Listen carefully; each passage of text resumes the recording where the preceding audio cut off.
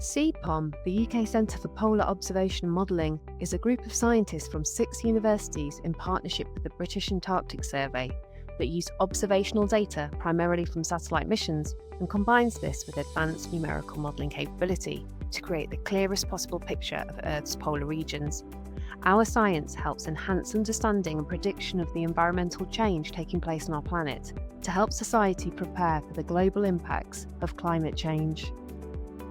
Modelling is creating simulations of processes that are happening on our planet.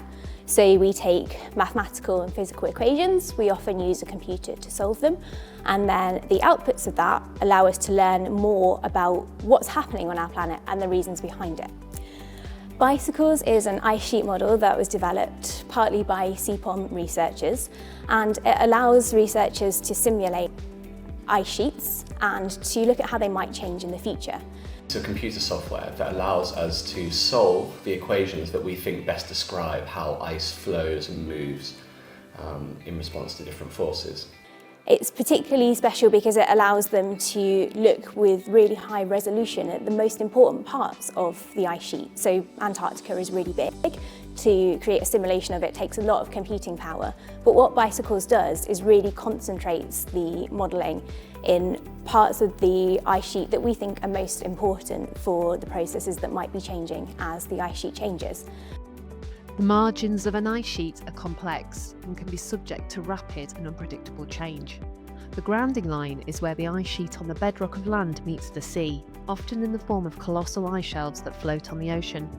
Rapid changes at the margins of ice sheets can lead to significant ice loss and sea level rise, so high-resolution modelling capability is required to create the most robust projections of ice sheet dynamics and sea level rise. It kind of became apparent in the late 2000s that we needed ice sheet models that could have high resolution around the key areas and the margins of the ice sheet, the grounding line, where the ice meets the ocean.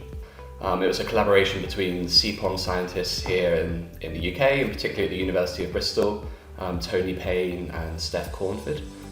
And a group of scientists at Lawrence Berkeley National Labs had already developed some software and tools that allow us to have different resolutions in the model at different points in space. And so they began a collaboration with, in particular, Dan Martin at Lawrence Berkeley National Labs, and so the BISICLES Ice Sheet Model was created. Adaptive mesh capability is something that's key about the BISICLES Ice Sheet Model.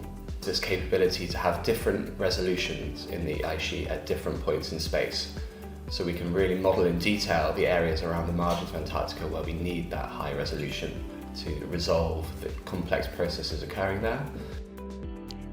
Adaptive mesh refinement in the BISICLES Ice Sheet Model enables scientists to create a grid of the ice sheet. The programme can identify complex or rapidly evolving areas of interest and focus on this area in high resolution to examine the processes occurring there. BISICLES AMR capability means the simulation continually adapts the mesh based on changing conditions in order to maintain accuracy. BISICLES has been used by scientists to model past ice sheets, create simulations of what is happening to the Earth's ice sheets right now, and project how ice sheets may behave in the future, subject to our changing environment and climate change. It was used recently in a project called BritIce to reconstruct the British and Irish ice sheet at the last glacial maximum and understand where the ice streams and glaciers were within that ice sheet and how they formed the landscape that we see today. BISICLES is used by people all around the world and really looking at ice in the present, trying to understand how Antarctica is changing today and why it's changing at the pace that it is. The same for Greenland, studying some of the key ice streams and glaciers there. And recently it's been coupled to the UK's Earth system model. So it's now the ice sheet component in a sort of wider global climate model. That's a really nice feature, allowing us to explore the feedbacks between ice sheets in Antarctica and Greenland on ocean circulation, atmospheric circulation, and the sort of interactions that are going on. And that's a really new capability that BISICLES has by being part of this collaboration through CPOM. The UK Earth System Model is a partnership project across 8 NERC centres and the Met Office, which develops and uses advanced Earth system models to support UK and international efforts to understand and tackle climate change, focusing on components including interactive land ice sheets. UKESM is the UK's first Earth system model.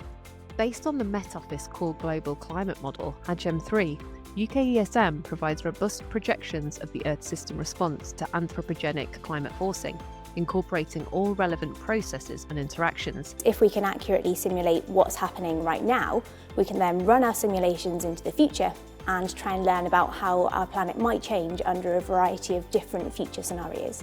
BISICLES is also used in big international projects like ISMIP to project future changes to global sea levels. ISMIP is the Ice Sheet Model Intercomparison project, and it's a community effort bringing many ice sheet modelers together in order to, first of all, produce a set of projections of the contribution of Antarctica and Greenland to future sea level rise, and also to try to further our understanding of processes at play and to try to better quantify the uncertainties for future projections of sea level rise. BISICLES really, and other models like it, really provide us with an understanding of the key processes governing Antarctica and Greenland, and that better understanding is what allows us to produce more robust projections of future sea level rise. We can't predict the future, we don't have a crystal ball, but we can look at all the different possibilities of the future and see what Antarctica might look like depending on, for example, how much greenhouse gas is emitted by people over the coming decades.